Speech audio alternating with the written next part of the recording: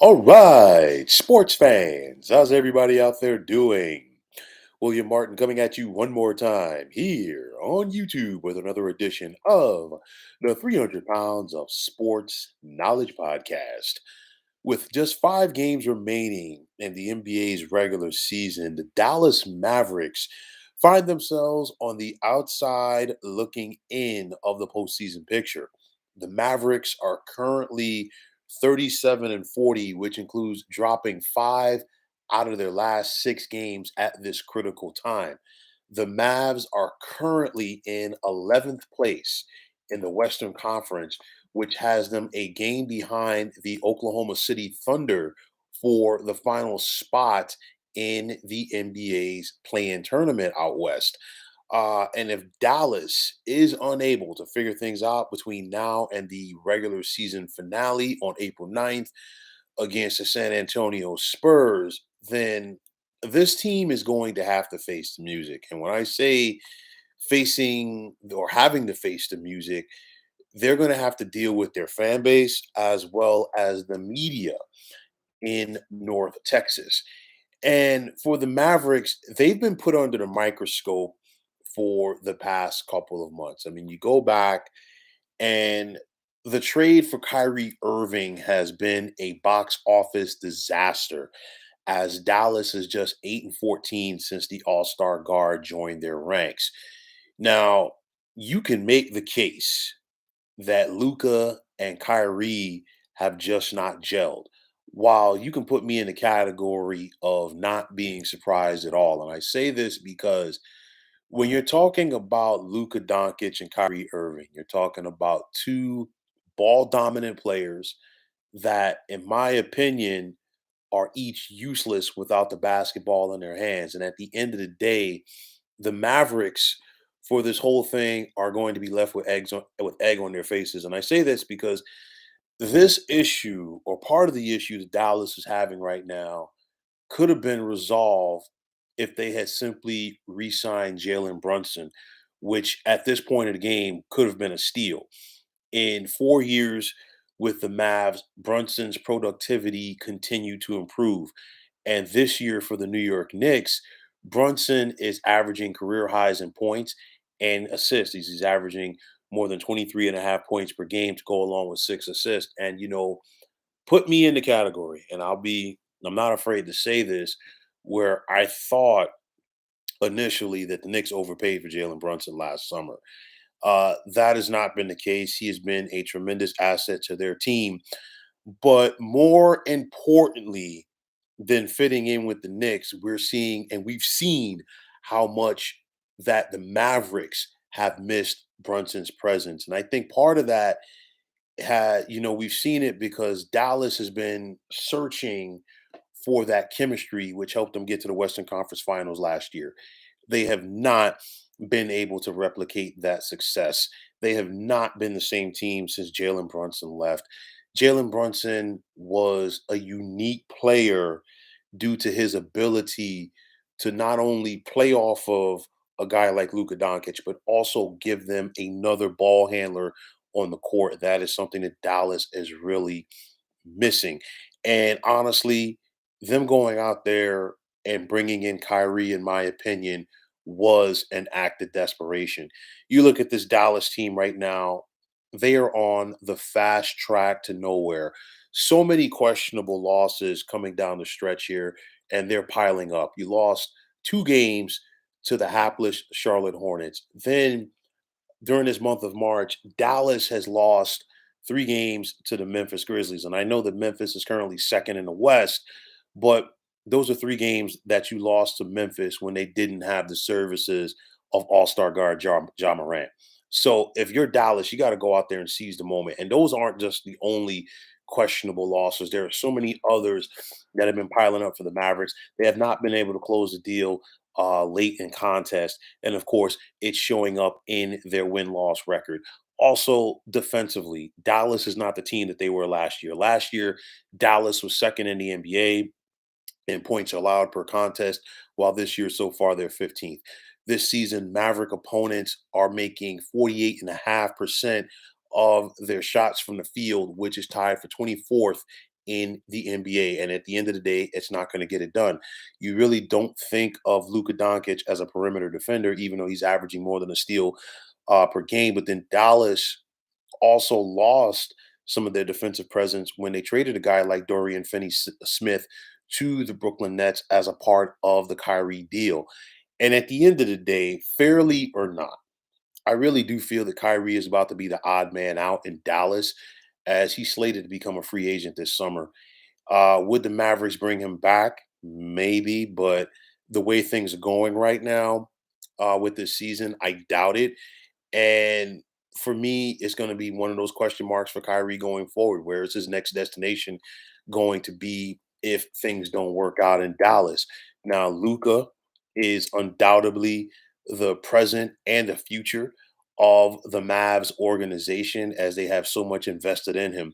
And Dallas, in my opinion, is going to have to push the reset button in regards to being able to put a team around him because Luca's a guy, he needs the ball in his hands and it's kind of like the LeBron factor, if you will. You need to put scorers, perimeter players around him. You need to, have other guys, guys, lunch pail guys, so to speak, to just do the dirty work around a guy like Luka Doncic. So it's going to be interesting to see how the Mavericks will address this going forward. The front office with Nico Harrison, and of course, team owner Mark Cuban. But for Luca, some people are going to say he could not play with Kristaps Porzingis, and now he can't play with Kyrie Irving. That is going to be something else that some people are definitely going to be talking about. Obviously, it never worked out for the Mavericks the way that they wanted to when they acquired Porzingis from the Knicks before shipping him to the Washington Wizards, and now very quickly with Kyrie Irving. I will say this: you talk about the Kyrie trade, and I'm not going to just completely dismiss it as being a failure. I said initially when Dallas went out there and got Kyrie, I'm not sure if they are going to have enough time this season to gel. Putting guys like Kyrie and Luca together takes time to gel. It's not, just add water and stir. It's not a scenario like that. These guys got to take time to figure each other out. 20 some odd games during an NBA season when you have to learn on the fly ain't going to get it done either. And, now it's really put up or shut up time for Dallas Mavericks team as their backs are against the wall. They have to figure out this thing very quickly in a hurry. You got 5 games left, and we're not talking about 5 easy games. You're at Miami on Saturday. They're fighting for their postseason lives in the East. You have you host the Atlanta Hawks on Sunday, another team that is in contention for the play-in tournament in the East. You then host the Sacramento Kings next weekend, and the Kings right now are third in the West. They've clinched a playoff berth for the first time since 2006, and this Sacramento team is believing. You host Chicago next Friday, and the Bulls. They've been an up and down team all season long. We have been unable to figure them out. And then, of course, Dallas finishes at home with the San Antonio Spurs. But nonetheless, for the Mavericks to get into the play-in tournament, they're 1 game behind Oklahoma City. They're a game and a half behind both the Lakers and the Pelicans. And then they're 2 full games behind the Minnesota Timberwolves, and they have a half-game lead on the Utah Jazz. That is the other thing that you have to factor in there. I do not see a scenario where Dallas surpasses Minnesota. And I say that because the Timberwolves just got Carl Anthony Towns back. They're going to try to figure it out and make a run for themselves. You look at the Lakers right now. They just got LeBron back. We talked about all of the activity that LA had before the trade deadline. And now you're bringing in LeBron to that fold. AD is playing some of the best ball that he's played since coming to LA. You got the likes of D'Angelo Russell, Rui Hachimura, and so many other young contributors. This Laker team is probably going to finish at the very worst eighth in the Western Conference. So I don't see a scenario over these next couple of games where Dallas catches them. New Orleans, you never know what you're going to get from them. Oklahoma City is the ultimate wild card in this, as is Utah, because I feel like both OKC and Utah are playing with house money. Nobody's expecting anything from them. Nobody has expected anything from either one of those teams throughout this entire year. And yet here they are. The pressure coming down the stretch is on the Dallas Mavericks. So they have to find a way to figure this out. Either way, even if Dallas gets into the play-in tournament, the way that they are playing right now, I don't foresee this team doing that much damage there in order to get to the postseason. This has just been a disappointment of a year for this Dallas organization. This is an opportunity for them to just take a step back and just try to figure things out over the summer.